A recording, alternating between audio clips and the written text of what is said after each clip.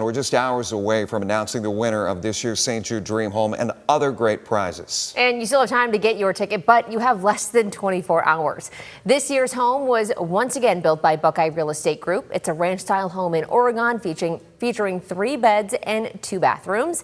You can call the number there you see on your screen, and you're going to want to do it because we sell out every year. Yeah, and take a look. The numbers have gone up yet again. We only have 10% of the tickets remaining. So we're talking about another sellout this year.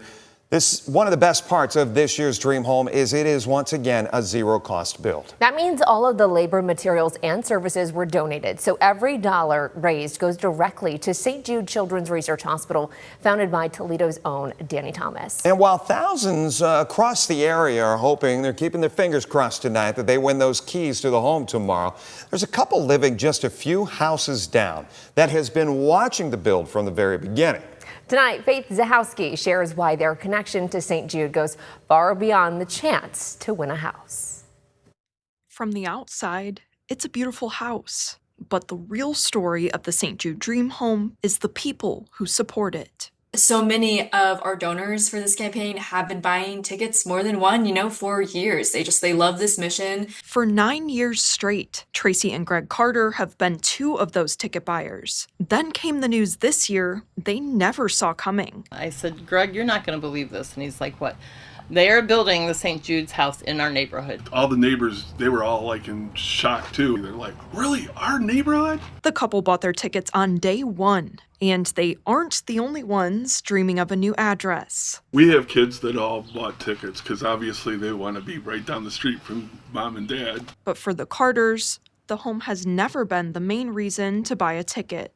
Every $100 ticket goes directly to help St. Jude patients and families, covering treatment, travel, housing, and food at no cost. Providing that to families, because I know medical bills are a struggle at no cost to them, and I know childhood diseases can be very costly. I am all for that. For Traci, that mission is personal. I had the misfortune of losing a sister at a young age because of leukemia. I don't know if St. Jude's was around at that time, but I can only hope if it had been, we would have been given that, and maybe I would still have my sister today. To honor her memory, Traci named her daughter, Julianne, after her sister. She's near and dear to my heart, even though I didn't have her very long. And whether their ticket is the winner or not, the Dream Home has already brought something special to the neighborhood. Now they're ready to see who calls it home. Welcome to the best neighborhood in Oregon.